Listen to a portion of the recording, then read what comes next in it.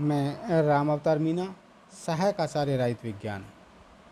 आज के इस वीडियो के माध्यम से हम भारत एवं भूटान संबंधों के बारे में अध्ययन करना चाहेंगे। वैसे भारत और भूटान के बीच संबंधों की बात है, उससे पहले हम भूटान के बारे में थोड़ा जानना चाहेंगे। भूटान एक पूर्वी हिमालय में स्थित एक छोटा सा स्वतंत्र राज्य है। इस राज्य का क्षेत्रफल 18,000 वर्ग मील है, जबकि इस राज्य की जनसंख्या लगभग 9 लाख के आसपास।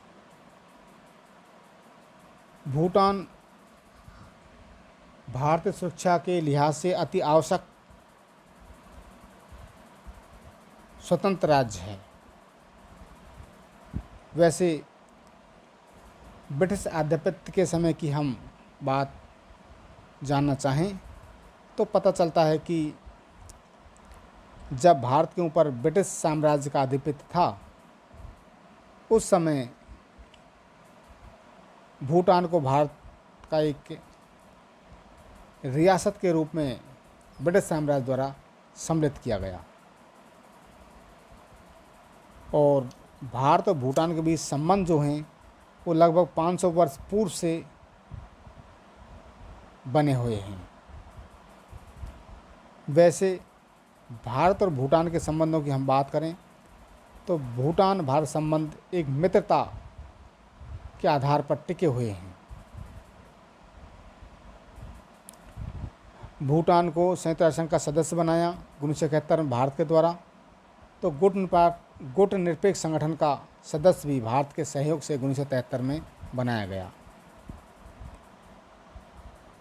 तो 2008 में भूटान में जो लोकतंत्र की स्थापना की बाहर चली, उसमें भी भारत के द्वारा सहयोग प्रदान किया गया, जबकि वहाँ के राजा जो शासक जिग्मे वांगचुक स्वयं इसके समर्थक और सहयोगी थे। अतः अब हम भूटान के बारे में थोड़ा और आगे बढ़ते हैं तो पता चलता है कि भारत और भूटान संबंधों की शुरुआत सिंचुला संधि जो 1865 में हुई थी, उस समय भारत ब्रिटिश आधिपत्य के अधीन था और भूटान के मध्य हुई थी, जिससे भूटान को भारतीय रियासत के रूप में एक दर्जा प्रदान किया गया। उसके बाद 1910 ईस्वी में पुनराव संधि के माध्यम से इन संबंधों को और सुदृढ़ और मजबूत किया गया।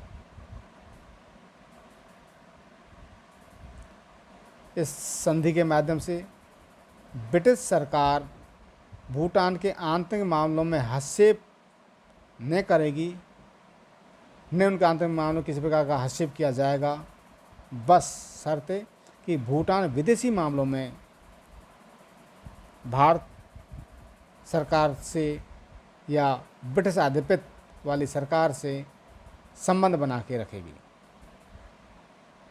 इस प्रकार से दोनों देशों के बीच जो संबंध हैं वो प्राचीन काल से बने हुए थे, परंतु उन्हें और आधुनिक युग में जब हम देखते हैं तो 1865 की संधि के बाद से, जो सिंचुला संधि के बाद से हम देखते हैं। जैसे ही भारत स्वतंत्र हुआ 1947 में, उसके उपरांत दोनों राष्ट्रों के बीच में पुनः 1949 में भारत और भूटान संधि संपन्न हुई। इन संधि में भी पुनः एक बार 1910 की पुनराव संधि की शर्तों को ही दोहराया गया। इस संधि के अनुच्छेद 2 के अंतर्गत, जिसमें ये विवरण दिया गया है कि भारत किसी प्रकार से भूटान के आंतरिक मामलों में हस्तक्षेप नहीं करेगा, परंतु भूटान अपनी विदेश मामलों के संदर्भ में भारत से या भारत की स्वीकृति के बिना किसी दूसरे राष्ट्र से संबंध नहीं बना सकता। इस प्रकार का प्रावधान किया गया था। साथ ही साथ भूटान के विकास के संदर्भ में भारत के द्वारा 5 लाख की वार्षिक सहायता देने का प्रावधान भी संधि में रखा गया था। इसके उपरांत नेहरू और इंदिरा युग में भारत और भूटान 1947 से लेकर के 1977 का जो दौर था, उसमें दोनों राष्ट्रों के बीच संबंध मधुरतापूर्ण बने रहे। और उस दौर में ही भूटान को 1970 में जब भूटान के द्वारा संयुक्त राष्ट्र संघ के सदस्य के रूप में बनने के लिए एप्लीकेशन स्वीकृति के हेतु उन्होंने दी, उसका भारत ने पुरजोर तरीके से समर्थन किया और भारत के प्रयास से ही 1971 में भूटान संयुक्त राष्ट्र संघ का सदस्य भी बन गया। इसके बाद 1973 में भूटान गुटनिरपेक्ष आंदोलन का भी सदस्य बना। इसका संबंधों की हम बात करें तो 1976 में भूटान का जो नरेश था वो गुटनिरपेक्ष संगठन में भाग लेने जाने से पूर्व दिल्ली में भी रुका, जिससे सिद्ध होता है कि दोनों राष्ट्रों के बीच संबंध बड़े मधुर और मजबूत थे। परंतु धीरे धीरे समय के साथ 1974 में भूटान नरेश के राज्यारोहण के अवसर पर 1949 की संधि की धारा 2, जिसमें विदेशी मामलों के संबंध में भारत के अनुरोध को मानना भूटान के लिए अति आवश्यक था, अनिवार्य था, उस संधि के विषय को लेकर के दोनों राष्ट्रों के बीच में कुछ मनमुटाव भी उत्पन्न हुआ। लेकिन पुनः संबंधों में मजबूती प्रदान आई और 1981 में भारत के विदेश मंत्री पी.वी. नरसिंह राव द्वारा थिम्पू की सद्भावना यात्रा की और भूटान की 5वीं विकास योजना में भारत के द्वारा 149 करोड़ रुपए की सहायता का प्रस्ताव रखा।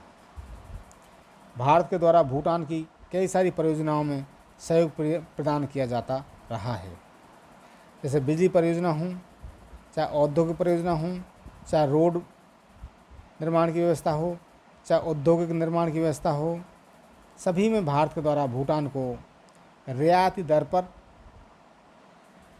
परियोजनाओं में सहयोग प्रदान किया जाता रहा है।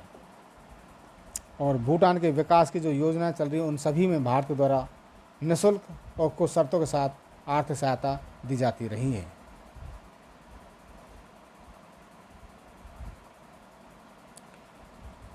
इनके तहत ये हुआ कि भूटान कुछ तिब्बती जो भारत में रह रहे थे उनको भी भूटान ने लेना स्वीकार किया था। इन सभी संधियों के माध्यम से चीज़ें रही थी। 2007 में भूटान के नए शासक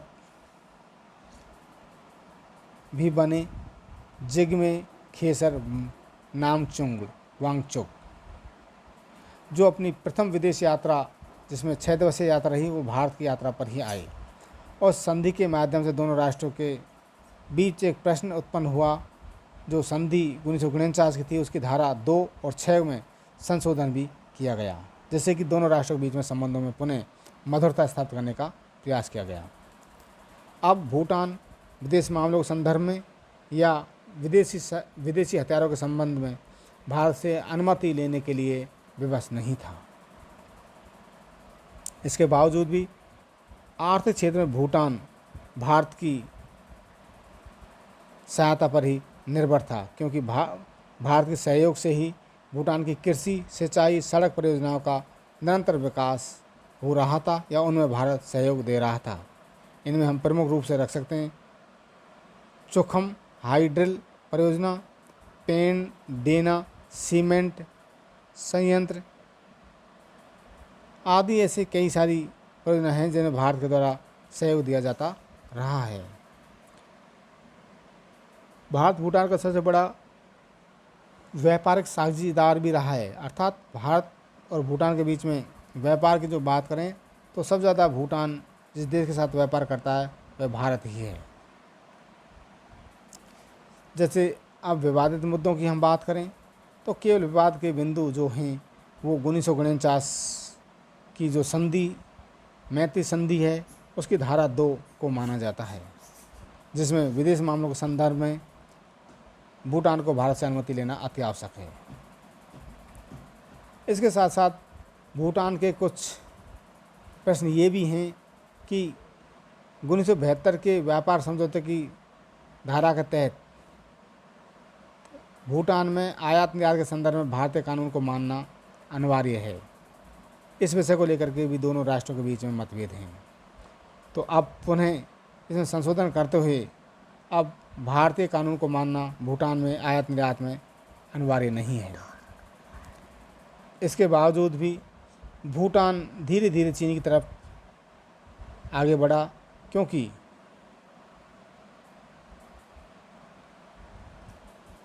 भूटान कुछ मामलों में अब भारत से अलग विचार रखने लगा है या अन्य राष्ट्रों के साथ संबंध बनाने लगा है, परंतु भूटान की सुरक्षा भारतीय सुरक्षा हेतु अति आवश्यक है।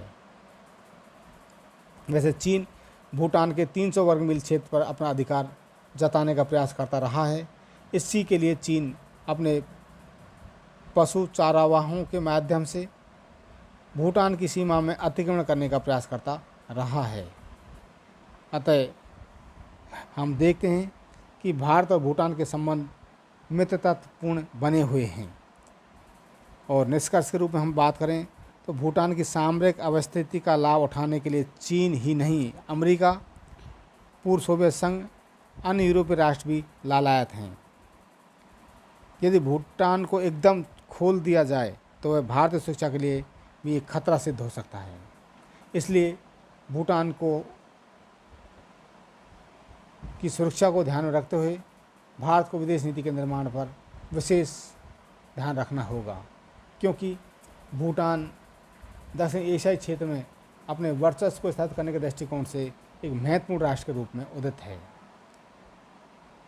इस प्रकार हम कह सकते हैं कि भारत और भूटान के बीच जो संबंध हैं प्राचीन काल से रहे हैं। मध्यकाल में और आधुनिक काल में और वर्तमान काल की हम बात करें तो संबंध मधुरतापूर्ण, सेंचुला संधि या पुनरावास संधि या 1949 संधि या उन संधियों में सुधार करने के माध्यम से या आर्थिक सहायता सहयोग के माध्यम से हम दोनों देशों के संबंधों को मित्रता के दृष्टिकोण से ही देख सकते हैं। अर्थात दोनों राष्ट्रों के बीच संबंध मधुरतापूर्ण बने हुए हैं और आशा अपेक्षा रखते हैं कि भारतीय सुरक्षा के लिए नेपाल की सुरक्षा अति आवश्यक है। इसलिए भारतीय विदेश नीति में नेपाल का महत्वपूर्ण स्थान है। धन्यवाद।